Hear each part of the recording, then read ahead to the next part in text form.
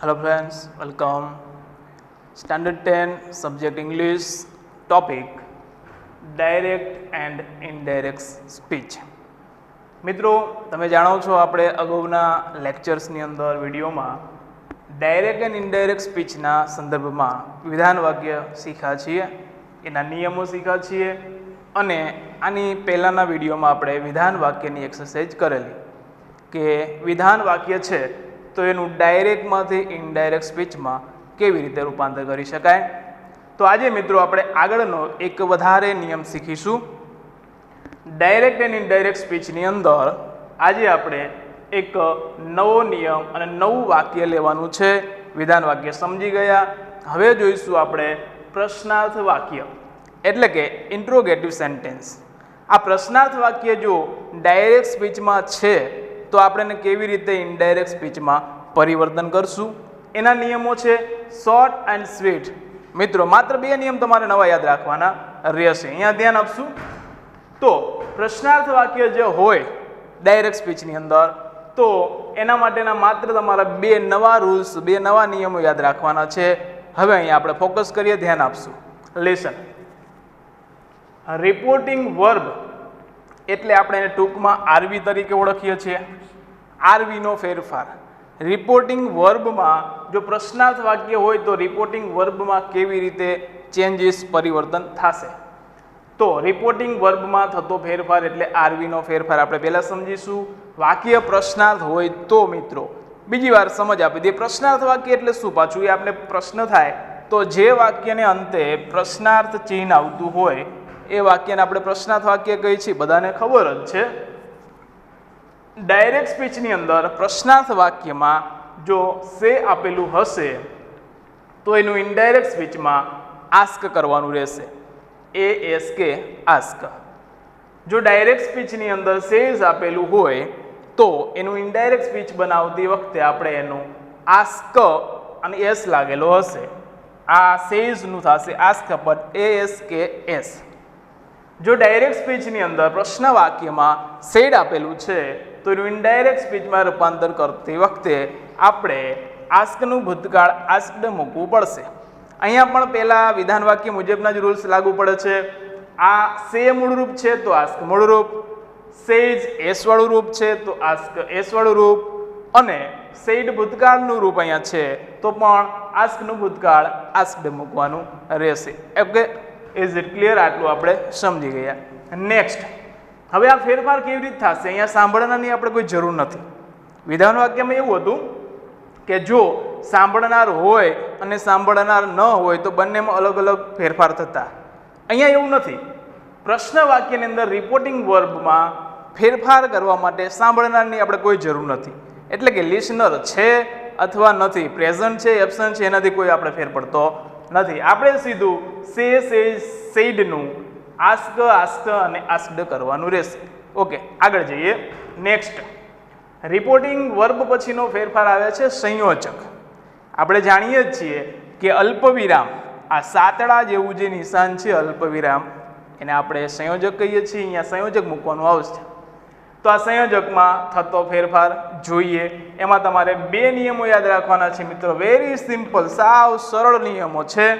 જોઈએ, જો આરએસનું વાક્ય એટલે ફરી એક વખત યાદ અપાવી દઉં કે ડબલ કોટેશન, આની અંદર રહેલું વાક્ય એને આપણે આરએસ રિપોર્ટેડ સ્પીચ અથવા ડાયરેક્ટ સ્પીચ કહીએ છીએ. આરએસનું વાક્ય બને છે. જો આરએસનું વાક્ય સાદું પ્રશ્નાર્થ વાક્ય હોય એટલે કે પ્રશ્ન વાક્ય છે ખરું બટ સાદું પ્રશ્નાર્થ છે તો સંયોજક તરીકે બે શબ્દો તમારે યાદ રાખવાના છે મિત્રો. અહીંયા આ બંને શબ્દોમાંથી ખાસ કરીને ઇફ વધારે પડતું મુકાય છે, ઇફ કે વેધર મૂકવામાં આવે છે. અહીંયા ફરી એક વખત રિપીટ કરીશું. જો આરએસનું વાક્ય સાદું પ્રશ્નાર્થ વાક્ય હોય તો સંયોજક એટલે કે અલ્પ વિરામની જગ્યાએ સંયોજક ઇફ અથવા વેધર મૂકવામાં આવે છે. બંને એકસાથે મૂકવાના નથી. ખાસ ધ્યાન આપશો, કાં તો ઇફ મૂકીશું અથવા તો વેધર. અને આ બંનેમાં આપણે ઇફ મૂકવું વધારે સારું છે, સરળ છે અને સ્પેલિંગની બાબતમાં ટૂંકું છે. ઓકે, નેક્સ્ટ નિયમ આપણે સમજીએ અને ફરીથી રિપીટ કરીશું કે જો આરએસનું વાક્ય સાદું પ્રશ્નાર્થ છે તો રિપોર્ટિંગ સંયોજક તરીકે અહીંયા ઇફ કે વેધર મૂકીશું. નેક્સ્ટ તો અહીંયા આપણે સમજી લઈએ, એક્ઝામ્પલ અહીંયા આપેલા છે. સાદું પ્રશ્નાર્થ વાક્ય એટલે શું? આપને પ્રશ્ન થાય મગજની અંદર, તો સાદું પ્રશ્નાર્થ વાક્ય એટલે જે પ્રશ્ન વાક્ય સહાયકારક ક્રિયાપદથી શરૂ થતું હોય. સહાયકારક ક્રિયાપદો અહીંયા અમુક લખેલા છે, am, is, are, do, does, did, have, has, had અને બધા જ મોડેલ ઓક્ઝિલરીઝ 99 આ બધા જ સહાયકારક ક્રિયાપદોમાં આવે છે. તો આ સહાયકારક ક્રિયાપદથી શરૂ થતું વાક્ય એને સાદું પ્રશ્નાર્થ વાક્ય કહેવાય છે.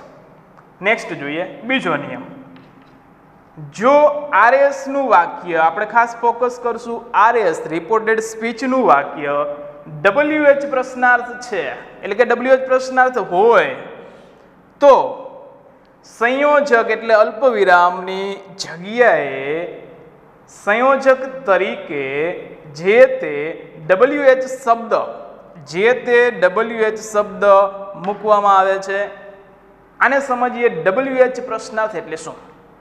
તો અહીંયા એક્ઝામ્પલમાં આપેલું છે વોટ, હુ, વેન, વેર, વાય.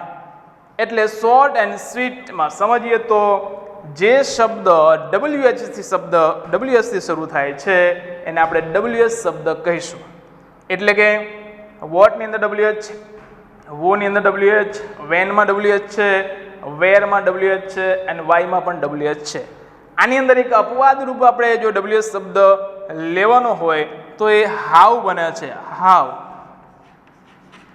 આ WH શબ્દ એવો છે કે જેની શરૂઆત WH નથી, બટ W and H બંને એનીમાં હાજર છે, એની અંદર છે અને સીધી રીતે આપણે યાદ રાખવાનું છે હાવ તે WH શબ્દ છે. હાવ, હાઉ મેની, હાઉ મચ વગેરે વગેરે.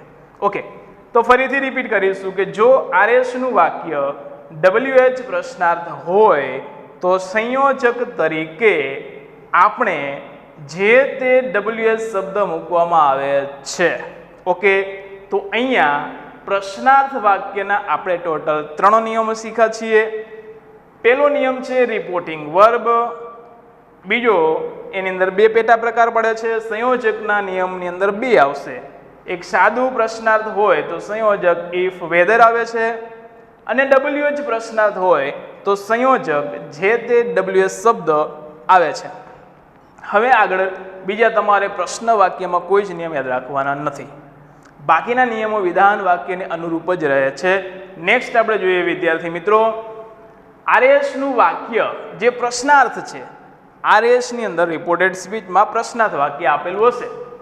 આ આરએસનું પ્રશ્નાર્થ વાક્ય છેલ્લે ઇનડાયરેક્ટ સ્પીચ બનાવીએ એટલે વિધાન વાક્ય બને છે. અહીંયા ખાસ ફોકસ કરશું વિદ્યાર્થીઓ, આરએસ રિપોર્ટેડ સ્પીચનું વાક્ય ઇનડાયરેક્ટ સ્પીચમાં પરિવર્તન કરીએ છીએ આપણે ત્યારે ઇનડાયરેક્ટમાં વિધાન વાક્ય બની જાય છે. પછી પ્રશ્નાર્થ પણ નથી રાખવાનું અને વાક્ય પણ પ્રશ્ન નથી રાખવાનું. નેક્સ્ટ, આ કોઈ નિયમ નથી, માત્ર એક સમજ છે. સર્વનામનું, કાળ પરિવર્તનનું અને સમય સૂચક શબ્દોનો આ જે કંઈ નિયમો છે તે વિધાન વાક્ય મુજબ જ છે, એમાં કોઈ ચેન્જીસ કરવાના નથી. એટલે અહીંયા તમારા માટે એટલી સરળતા રહેશે. તમે વિધાન વાક્યની અંદર આટલા નિયમો પાકા કરી લીધા છે તો હવે એને ફરી વખત કરવાના નથી. ઓકે, હવે આપણે આની શોર્ટમાં માહિતી મળીને આપણે આગળ વાક્યોનું એક એક્ઝામ્પલ લેવાના છે. અહીંયા 5-6 એક્ઝામ્પલ આપેલા છે જેની એક્સરસાઇઝ કરીશું. ઓકે, તો સૌથી પહેલું વાક્ય જોઈએ. આ બધા જ વાક્યો છે તે સાદા પ્રશ્નાર્થ વાક્ય છે. એટલે એક પણ પ્રશ્ન વાક્ય એવું નથી કે જેની શરૂઆત WH શબ્દથી થતી હોય. એટલે આ બધા સાદા પ્રશ્નાર્થ વાક્ય છે, એની આપણે અત્યારે એક્સરસાઇઝ કરીશું. જોઈએ, પહેલું વાક્ય એવું છે, દર્શન asked the teacher May I go to play. છેલ્લે પ્રશ્નાર્થ વાક્ય છે અને ડબલ કોટેશનથી વાક્ય પૂરું થાય છે. આ ડાયરેક્ટ સ્પીચનું વાક્ય એને આપણે ઇનડાયરેક્ટ સ્પીચમાં પરિવર્તન કરવા માટે વિધાન વાક્યને અનુરૂપ જ લેવાનું છે, થોડાક ચેન્જીસ થશે. સૌથી પહેલા બોલનાર છે રિપોર્ટર દર્શન. આપણે વિધાન વાક્યની એક્સરસાઇઝ કરીએ એટલે આપણને એટલી ખબર છે કે દર્શનને રિપોર્ટર એટલે બોલનાર કહેવામાં આવે છે. અહીંયા આસ્ક્ડ પોતે રિપોર્ટિંગ વર્બ તરીકે મૂકી દીધું છે, સીધું જ આસ્ક્ડ આપ્યું છે આપણને, તો એનું નો ચેન્જીસ કશું કરવાનું થતું નથી. દર્શન આસ્ક્ડ ધ ટીચર અહીંયા સાંભળનાર છે, તો સાંભળનાર આપણે સીધા જ મૂકીશું, એમાં પણ ચેન્જીસ નથી કરવાનું. The teacher. હવે સંયોજક મૂકવાનો સમય આવી ગયો છે મિત્રો, કે આપણે અહીંયા સંયોજક શું મૂકવું. સંયોજક તરીકેના બે જે નિયમો આપણે શીખ્યા છીએ એમાંથી જ અહીંયા કંઈક નિયમ વાપરવાનો છે. તો હવે સંયોજક શું મૂકીશું. તમે પહેલા પ્રશ્ન વાક્ય જુઓ. પ્રશ્ન વાક્ય કયું છે, તો આ પ્રશ્ન મેથી શરૂ થાય છે અને મેને આપણે સાદું સહાયકારક ક્રિયાપદ કહીએ છીએ. મે છે એ મોડેલ ઓક્ઝિલરી છે, એટલે કે આ પ્રશ્ન વાક્ય સહાયકારક ક્રિયાપદથી શરૂ થાય છે, એટલા માટે આ સાદું પ્રશ્નાર્થ વાક્ય છે. અને જો સાદું પ્રશ્નાર્થ વાક્ય હોય તો સંયોજક તરીકે આ બેમાંથી એક શબ્દ જ મૂકવાનો આવે છે.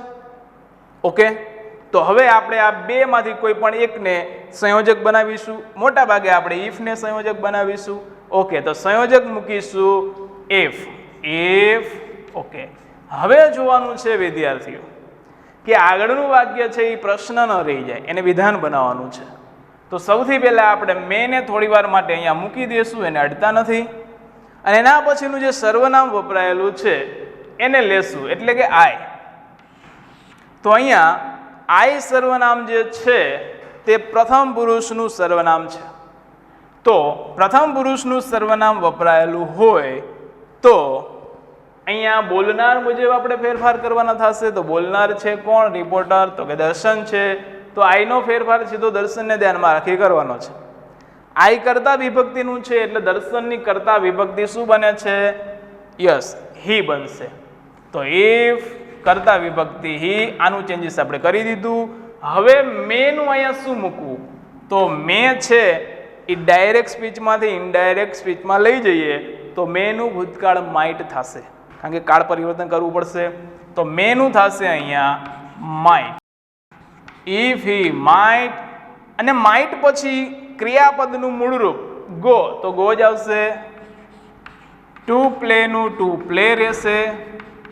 હવે પ્રશ્નાર્થ વાક્ય અને ડબલ કોટેશનનું નિશાન આ બંને નીકળી જશે. આમાંથી એક પણ વસ્તુ રાખવાની નથી અને સીધું જ પૂર્ણ વિરામ મૂકી દેશું. ઓકે, નેક્સ્ટ વાક્ય જોઈએ. તો આખું વાક્ય બની ગયું, Darshan asked the teacher if he might go to play. Next, Mehul said, મેહુલે કહ્યું, did he write answers yesterday. તો આનું આપણે ઇનડાયરેક્ટ સ્પીચ બનાવીએ. આ પ્રશ્ન વાક્ય છે. મેહુલ અહીંયા બોલનાર છે, રિપોર્ટર મેહુલ. હવે સેડનું શું કરવું? તો આપણે પ્રશ્નમાં શીખ્યા છીએ, આપણી સામે જ નિયમ છે કે પ્રશ્ન વાક્યમાં જો સેડ વપરાયેલું છે તો એનું સીધે સીધું આસ્ક્ડ કરી દેવાનું. ઓકે, તો સેડનું આપણે કરશું આસ્ક્ડ. હવે વાત આવી સંયોજકની, એટલે કે અલ્પવિરામની જગ્યાએ શું મૂકવું? તો વાક્ય કેવું છે? સાદું પ્રશ્નાર્થ. હા, ડીડ છે એટલે સાદું પ્રશ્નાર્થ. તો સાદું પ્રશ્નાર્થ છે તો સંયોજક શું મૂકવાનું? ઇફ અને વેધર. એમાંથી આપણે મૂકીશું ઇફ. ઓકે, ઇફ મૂકાઈ ગયું છે. નેક્સ્ટ, હવે આપણે ડીડને થોડી વાર માટે લેવાનું નથી, સર્વનામ હીને ફોકસ કરશું. તો અહીંયા હી એટલે ત્રીજા પુરુષ એકવચનનું સર્વનામ છે મિત્રો. હી, સી અને ઇટ, એમાં હી ત્રીજા પુરુષ એકવચન સર્વનામ છે, એમાં પરિવર્તન નથી કરવાનું. હીનું હી રહેશે. If he. હવે ડીડ પ્લસ રાઇટ, આ કયો કાળ થાય છે મિત્રો? સાદો ભૂતકાળ. ડીડ પ્લસ રાઇટ એટલે આ સાદો ભૂતકાળ થયો, ડીડ સાથે મૂળરૂપ. તો સાદા ભૂતકાળનું પરિવર્તન શેમાં કરવાનું છે? ઇનડાયરેક્ટ સ્પીચમાં. સાદો ભૂતકાળ તો ઇનડાયરેક્ટમાં પૂર્ણ ભૂતકાળ. પૂર્ણ ભૂતકાળ કરવા માટે આપણે ડીડને કેન્સલ કરશું, સા ઉડાડી દઈશું અને અહીંયા સહાયકારક ક્રિયાપદ મૂકીશું હેડ. અને આ રાઇટ જે છે એનું ભૂતકૃદંત મૂકીશું. હેડ પ્લસ ભૂતકૃદંત, રાઇટનું ભૂતકૃદંત બને છે રિટર્ન. ઓકે, અહીંયા આપણે કાળનું પરિવર્તન કરી દીધું છે. સાદો ભૂતકાળ એનો થયો પૂર્ણ ભૂતકાળ. Mehul asked if he had written answers, અને અહીંયા યસ્ટરડે શબ્દ આપેલો છે તો યસ્ટરડે સમય સૂચક શબ્દ છે અને એનું આપણે કરીશું. યસ્ટરડે નું શું થાય સમય સૂચક શબ્દોમાં? The previous day. Yes, yesterday નું થશે ધ પ્રીવિયસ ડે. વળી પાછું યાદ અપાવી દઈએ કે પ્રશ્નાર્થ ચિહ્ન અને ડબલ કોટેશન આ બંનેનું નિશાન છે એ આપણે કાઢી નાખવાના છે અને વાક્યના અંતે મૂકવાનું છે માત્ર પૂર્ણ વિરામ, એટલે વિધાન વાક્ય બની જશે. ત્રીજું વાક્ય, Mehul asked shall I reach the station on time? પ્રશ્નાર્થ ચિહ્ન. તો મેહુલ અહીંયા બોલનાર છે, રિપોર્ટર મેહુલ. સેડ છે તે મેહુલ અહીંયા આસ્ક્ડ સીધું આપને આપી દીધું છે તો આપણે એનું પાછું સેડ નથી કરવાનું, ધ્યાન આપશું. આસ્ક્ડ આપ્યું છે તો આસ્ક્ડ જ રહેવા દેશું. સેડ આપેલું હોય તો એનું આસ્ક્ડ કરવાનું અને આસ્ક્ડ આપેલું છે તો એનું આસ્ક્ડ રહેવા દેશું. Okay, Mehul asked. હવે વળી પાછું સંયોજક આવ્યું, સાતડાની નિશાન, અને અહીંયા મૂકવાનું છે સંયોજક. શું મૂકીશું? તો કે ભાઈ પ્રશ્ન વાક્ય તો સાદું છે, સાદું પ્રશ્નાર્થ વાક્ય છે તો ઇફ કે વેધરમાંથી એક સંયોજક મૂકીશું. વળી પાછું આપણે મૂકીશું ઇફ. ઓકે, હવે આગળ વધીએ તો સર્વનામ. ઘડી થોડી વાર માટે સેલને કંઈ લેવાનું નથી, એના પછીનું સર્વનામ લેશું આઈ. તો કે આઈ પ્રથમ પુરુષ સર્વનામ છે તો બોલનાર મુજબ ફેરફાર કરવા પડશે. પ્રથમ તો બોલનાર પ્રમાણે આઈ કરતા વિભક્તિ છે, બોલનાર મેહુલ છે એની કરતા વિભક્તિ થશે હી. If he. હવે સેલને નીચે ઉતારીએ તો સેલ અને વિલ સાદો વર્તમાન છે એનું ઇનડાયરેક્ટ સ્પીચમાં થશે વુડ. આ નિયમ આપણે કાળ પરિવર્તનમાં શીખી ગયા. સેલ અને વિલ બંનેનું કરવાનું છે વુડ. તો સેલ અને વિલ નીચે આવશે એટલે ઇનડાયરેક્ટ સ્પીચમાં થશે વુડ. He would. રીચ ક્રિયાપદ છે એ મૂળ રૂપમાં જ રહેશે, સાદું રૂપ રહેશે. The station on time. હવે આ પ્રશ્નાર્થ વાક્ય અને ડબલ કોટેશન બંનેના નિશાન નીકળી જશે અને વાક્યના અંતે આવી જશે પૂર્ણ વિરામ. નેક્સ્ટ વાક્ય જોઈએ. I said to him. મેં તેને કહ્યું ડઝ યોર ફાધર નો મી? આ પ્રશ્ન વાક્યનું વરી પાછું આપણે ઇનડાયરેક્ટ સ્પીચમાં રૂપાંતર કરીએ મિત્રો. જો આઈ અહીંયા બોલનાર છે, અત્યારે રિપોર્ટર છે. આઈ સેડ ટુ વપરાયેલું છે તો સેડ વપરાયેલું હોય તો એનું કરીશું આસ્ક્ડ પ્રશ્ન વાક્યમાં. આઈ આસ્ક્ડ હિમ. મેં તેને પૂછ્યું. વળી પાછું આપણે સંયોજક મૂકવાનું છે. અહીંયા સંયોજક શું મૂકીશું?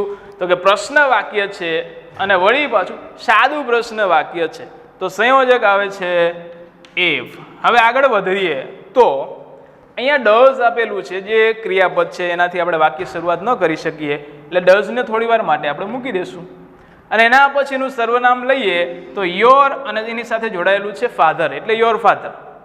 તો અહીંયા યોર ફાધર, યોર છે તે સંબંધક સર્વનામ છે યુનું. તો આ તો બીજા પુરુષ સર્વનામ છે, યુ એટલે બીજો પુરુષ સર્વનામ.